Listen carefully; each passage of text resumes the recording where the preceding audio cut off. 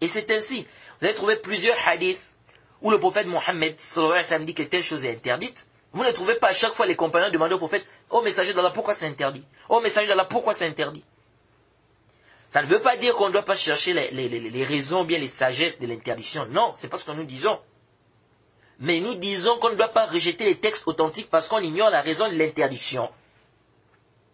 C'est ça le problème. C'est pourquoi quand vous voyez aujourd'hui les djouhala, des gens qui viennent aujourd'hui pour faire comprendre aux gens, rejeter des textes par rapport à la raison.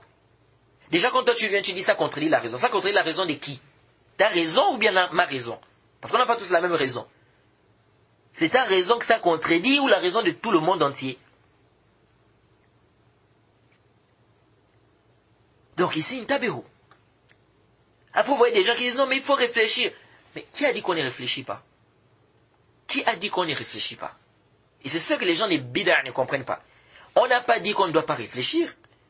Les gens de la sunna n'ont pas dit ne réfléchissez pas. Là, ce que les gens de la sunna réprimandent, c'est quoi? C'est c'est le fait de rejeter les textes à cause de la raison. Ça veut dire quoi? Faire le taqdim du aql sur le naql.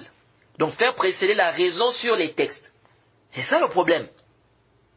Parce que ça ne va pas avec ta raison. Ta raison. Parce que ta raison n'est pas ma raison, n'est pas la raison de tel, n'est pas la raison de Mohammed, de Amr, de Ishaq, etc. Ce que toi tu trouves d'irraisonnable, l'autre peut trouver que c'est raisonnable. C'est pourquoi le Cheikh al-Islam Ibn Taymiyyah, il a écrit un bon livre. Dar al-Ta'arud. Entre le aql et le naql. Et il a détaillé là-bas, il a fait des réfutations fortes pour prouver clairement qu'il n'y a pas de contradiction entre la raison et les textes. C'est Allah subhanahu wa ta'ala qui a créé la raison.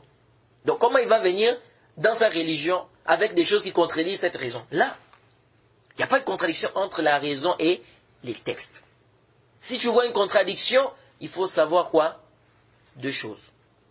Soit c'est ton aql qui a un problème, c'est toi qui comprends mal, ou soit le hadith qui est devant toi, c'est un hadith qui n'est pas authentique. Mais si le hadith est authentique, et toi tu dis ça contre la raison, il y a un problème. Ta raison là a un problème. C'est ta raison qui a un problème. Parce qu'il n'y a pas de contradiction entre les textes authentiques et la raison saine. Donc l'islam c'est le juste milieu. L'islam c'est le juste milieu.